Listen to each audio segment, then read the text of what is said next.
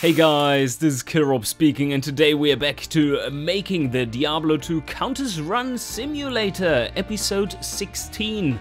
So far we have put into this project about 36 hours of work, and we are almost done. And the good news is that my early estimate of 30 to 40 hours of work looks about to pan out. So good project planning there, Ep.16. You ended up on the high side for sure, but it's not bad. Usually when you draft up a project and you're not a factor 2 off, that's already doing pretty well. But I'm very happy to be within the limits. And today there's not much left. You see, I'm currently in InDesign, and that is very deliberate. No, this is not our program, but the artwork for it. And today we need to just do some polishing and bug fixes. I did a quick 10 minutes test and found a few little things that need to be fixed. Well, not only little things, but larger things that have small-ish fixes. We do need to add some information text on how to use the program and what the values mean and so on. And then I need to finalize it all and give it a final go before we can release this to all our patrons first, and then a little later to the general public to try it out. The marvelous Diablo 2 Countess Run Simulator. Anyway, some getting started first. Let me draft up 2 new things, and that is one window, or rather one screen, like basically this size. I think I want to have just this size of info field. Maybe larger, maybe make it larger. Maybe I could make a background that is basically this screen, but without the side fields and just one larger black field. And we are going to use this as an info display. Yeah, I think that's a good idea. We can fit everything on there. Can use different font colors in order to have headlines and whatnot. And maybe put some credits on there. Maybe some contributions and stuff from people. Anyway, so that is sounding reasonable, I think. Let me see what other things I noted down that we need to do. I want to improve the hover over sounds. And right, then there are 2 bugs. Yes, I can't reach 100% confidence setting. That somehow broke. And if you are in the runs mode, where you, where do we have it? Number of runs, this mode, where you select how many runs you want to do. This is, by the way, the wrong mode. Yeah, this display, wrong mode. But in that mode, if you set the frames per, no, if you set the runs per frame to a number that is larger than the total runs you have selected, then it will execute all those runs despite you have set the limit, and then it goes into a state where you can't interact with anything. It's broken, so that needs to be fixed. Other than that, things seem to be working fine. If you set it to like 1 run per frame, where it actually cannot break, because it's all divisible, then yeah, everything looks fine. The stats are turning out perfectly fine and nice, and it's good to see how all the progress is going. And let's get started with the things in InDesign, because we also do need a new button. And we do need a new button. I do need an OK button. I only have an X button, but I also do need a big check mark to go on that info page so that you can get back. Although I could cheat it and just have an X. Yeah, I mean, reusing assets is smart. Yeah, I guess we can get around making a new button. Just have a big X towards in the corner there, and that will be fine.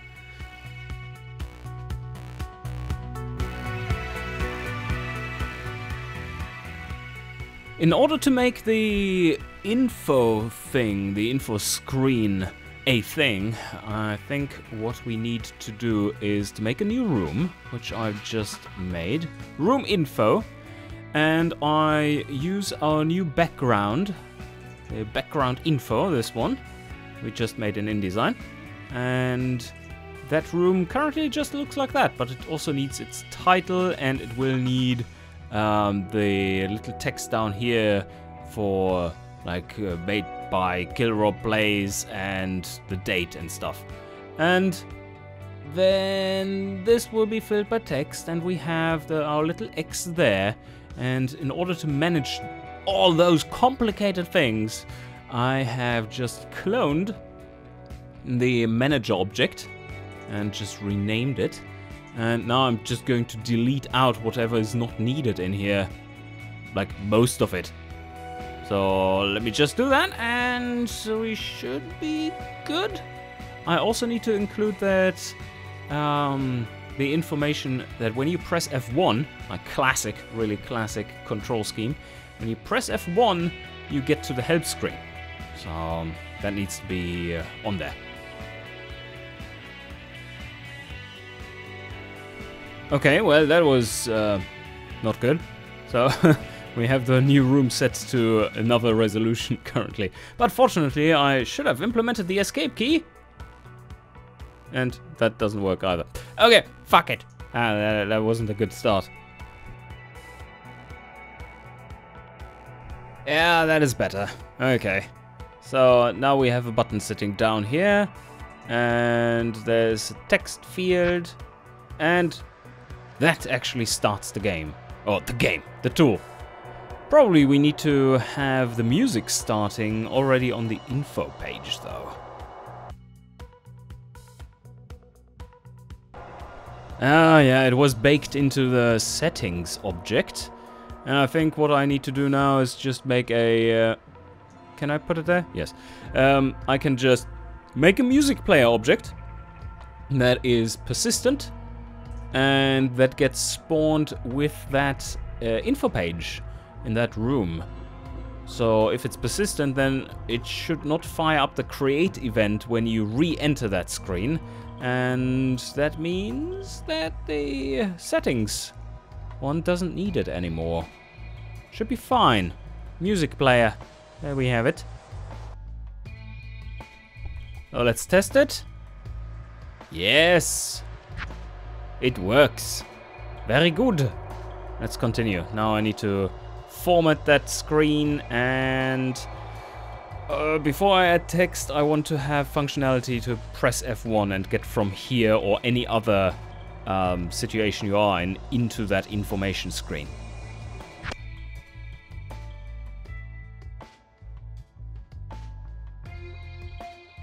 I don't think I want to open the can of worms of being able to go to the info screen while the simulation is running. That might be very bad. So let's not go there and instead make it simple for ourselves and only allow that in setup mode.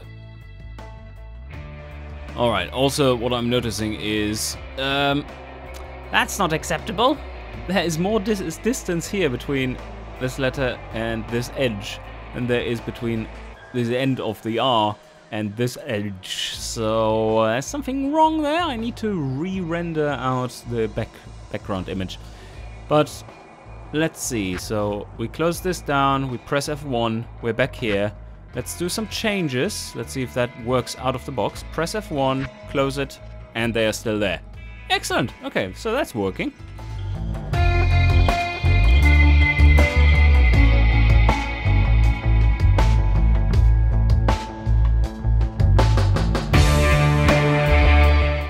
Okay, we have started writing something on here.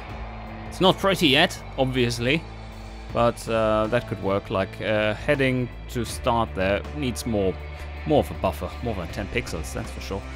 And I have now switched it out so that it's equal spacing on both sides, I hope. Yeah, this is looking better. Anyway, so I just need to get this one aligned to actually coincide with the bottom line here of that heading and get everything more sorted. And then there can be multiple headings, one after another here, and then a body of text, and we describe everything in there. And then I also need to add those little notes down here for copyright and stuff. Yes, because it's so important, but just looks pretty.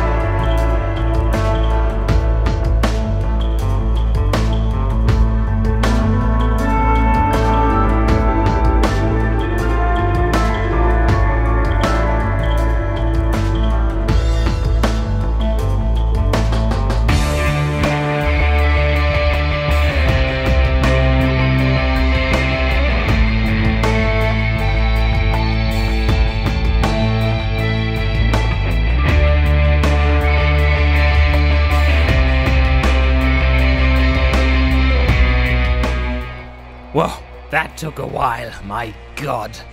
Now it is 7 o'clock already. But I think the screen now kind of works and has the info on it needs. Let me do a little reading to you. A Countess Run simulation tool. The Diablo 2 Countess Run simulator is designed to give accurate drop estimations for Countess runs in patch 1.13 or higher versions. The tool uses the exact drop chances extracted from the game's treasure classes and randomizes drops accordingly. Its intended use is for general theory crafting, to fine-tune speed-running strategies, checking of run viabilities, and for fun. Simulation modes. Number of runs. In this mode, you set how many runs to perform and which runes to cube. Selected runes. In this mode, you select the target runes you need to find and how often you want to... Okay, that should probably be rephrased. And how often you want this process to be repeated. Alright, no, that kind of works, yes. The selected runes mode gives you two analysis options.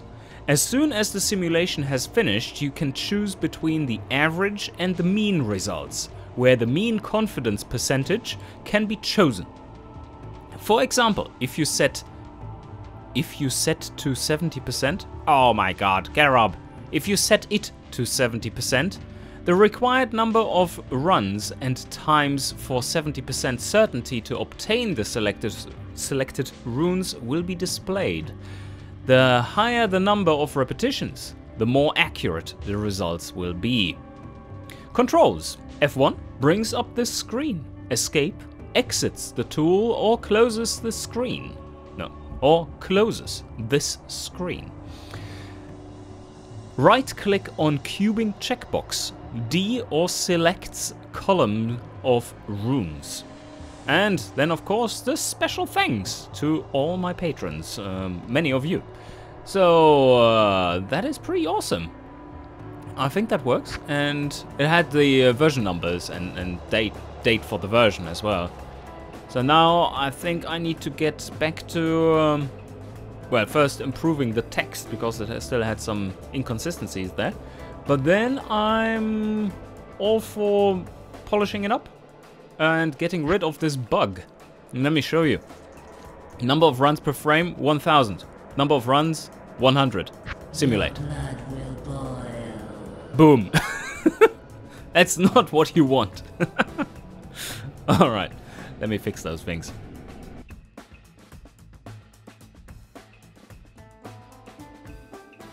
Alright, that looks a lot better. Now I'm happy with this front page. It's looking neat. Yeah, that's good. Considering how little work it is for the layouting and stuff, that's certainly viable. Anyway, now for bug chasing. I think the overrunning bug could be fixed by this simple if statement and a new variable here. If we then also use it. One sec. Yeah, there we go. Okay, so the runs to perform variable is put in here before the run loop actually happens, and it checks if the runs per frame is larger than the runs left to do number. And if that is the case, the runs to perform number is set to the runs left to do number. And otherwise, it is just kept as it was. And then we are going to use this in the loop, which performs the runs one at a time. I think that's a simple fix. Let's see if it works. Okay, so the test is number of runs. We do want to have 150 runs, but we do 1000 runs per frame, simulate, and boom, 150. Perfect. Bug fixed. So the other bug was that I couldn't get to over 95% confidence here. Now let's see if that still is the case. Yes, so it grays out at 95% in normal use. Okay, let me check what that could be due to.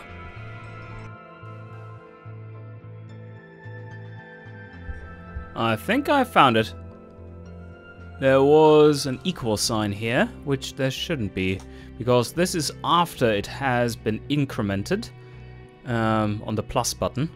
The confidence plus is clicked button, or action, and that would dull it out so that you can't interact with it. Let's see if that has the same thing on this one. No, that is correct. That certainly is correct for the minus button. That is why I observed that you actually can go to 0, but not to 1. Let's see if it works now, or if there's more to fix in this logic.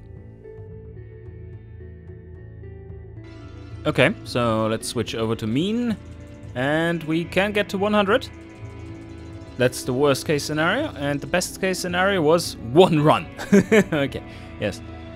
So we now indeed can go to these, and if we switch around, it still works. Okay, if we go down to 0 and switch the mode, does it still work? Yes, it does. Alright, I think both of these things are now fixed. What is left? On my list, let's put a big tick on that one. I thought that would be worse. Well, especially I thought the logic thing with the runs overrunning would be a lot worse. So now the only thing I have left on my list is a new hover over sound, or rather split the hover over sound and the actual select or click a button sound. Probably it can have the exact same sound, but at very different volumes, because right now they aren't the same volume, and that's currently the clicking of buttons sounds pretty good, but the hover over is way too in your face and makes you think you're actually clicking buttons, so that's not how it's supposed to be. So let me just split up the sound in 2 different sounds, even though it's the same sample, so that I can set them at different volumes and then use them for the hover over, respectively.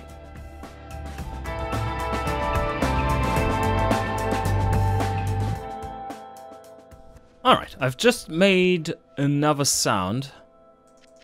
And it sounds pretty much the same. And that's pretty good. If you use the same sound for a button that is clicked as well as for the button that is hovered over, if it's the same button, and kind of creates that connection. It's a small button you hover over, it makes a bit of a clicking sound. But that's when you don't have anything better, of course. And thus I have made this one, the main sound, and this one, the hover sound. I think that might work a bit better. This is much clearer. I think that makes the UI feel more snappy. Yeah, that is better. Okay, let's try to put that in. Fortunately, I was smart enough to create the sounds in the parents of the buttons, so that I don't have to do it for every single fucking button. So I think I only had to change it in 2 places, for the big buttons and the small buttons. And now let's try it out. Oh yeah, that's so much better. So much better. Okay, listen to this.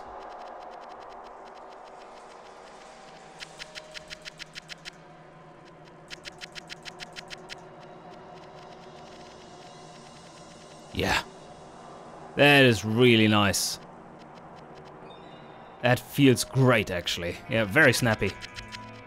Excellent. Okay.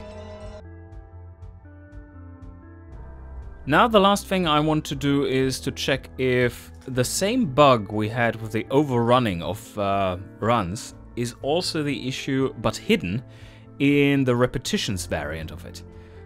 Just to make sure that it isn't there. That would be bad, because that would falsify results pretty heavily. Okay, no, there we avoid the state we were in by having the got all runes flag. So it continues to run until it actually has this check in where it checks for, do I have all the runes I need? And oh, wait a second, that could be later though. What does this mean? Got all runes.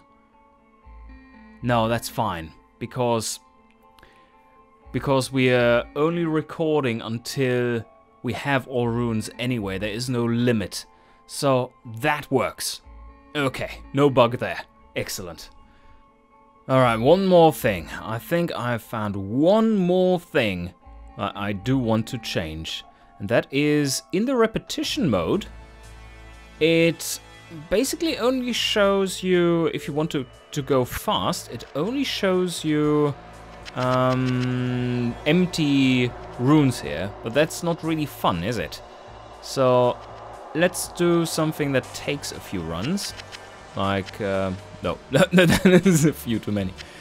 Something like this, and repetitions like this. Let's take a look here. Nothing changes, right? And just sometimes it blips up.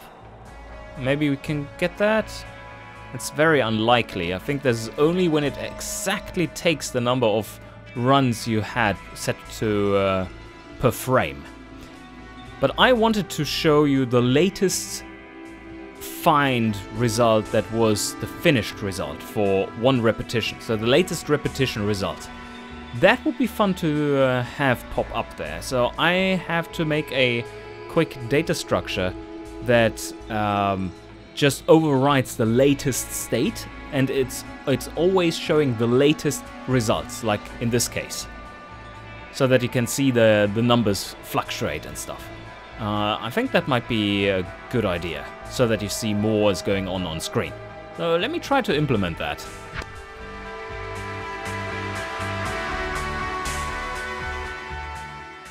Okay, I've made a temporary rune inventory for the last repetition, the latest result, so to say. And that gets saved right before it gets reset, once you have found all runes for that repetition. So now in the draw event, I need to always call this one, the last repetition one, for this mode of operation. Okay, let's do that. And let's see if that works straight away. So repetitions, 1000. Let's just up the rune numbers there a bit and simulate. Let's see. Come on. Yay! It's working. It is working. It's just a little unfortunate that this one shows run 0. Maybe it should show how many runs it actually needed. But then again, you can't run it with lower rate. That is also bad. But yeah, I guess that's fine then. I mean, because there is this mode after all. Let's see, this one would be good to run in normal difficulty. 50 of that, and... yeah, I mean, that kind of works. That kind of works pretty well. I don't think I have to change that anymore. That's good. So version 1.0 it is. Ah, beautiful. Holy shit. That means we're actually done with this project. Within the 40 hours too. Very good. Very good. I basically expected it to go similar to this, but let's say I'm surprised that it met my expectations. Because usually, especially from development with other people, where you don't have full control over what is done and so on, like in any project basically, usually things don't go as you plan. And well, they didn't always go as planned in this project either, but I'm very happy to see that it actually does work that way. So that was very interesting for me, and I hope also helpful and interesting to you guys. So please comment down below if this project met your expectations, the way it ran, and if the final product out of it is what you thought it would be, and if not, or, well, what are the main points that are different, even if it is what you expect it to be. And then, of course, I want to give you that version to try out. If you are my patron already, you will have access to this via... I think I can upload it to Patreon as well. But via my Discord is the safe bet.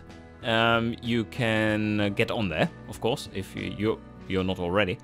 And I will be releasing this tool to the public as part of the Countess Run mini-series, entry number 4. Yes, I will be doing a theory episode on that one and wrap this whole Countess stuff up for good, because this has been leached quite a bit. Also, I think I will be giving this tool to try out to Mr. Llama and see what kind of feedback he comes up with. Maybe some changes need to be made to make this one more interesting to speedrunners, because I really think that is its main purpose. Maybe your fun with just running stuff, but yeah, basically like the info page said, it's if you want to check if some strategy or some run plan is viable or not, but that's mostly the case with speedrunners, right? Anyway, so I'm very happy that this is finally done, but it's also sad to have it all wrapped up. I hope you enjoyed the journey. Like I said, comment below on your experience with all this, and if that has inspired you for grand deeds, like making a Hello World program or something. And yeah, hope you enjoyed, and see you guys next time.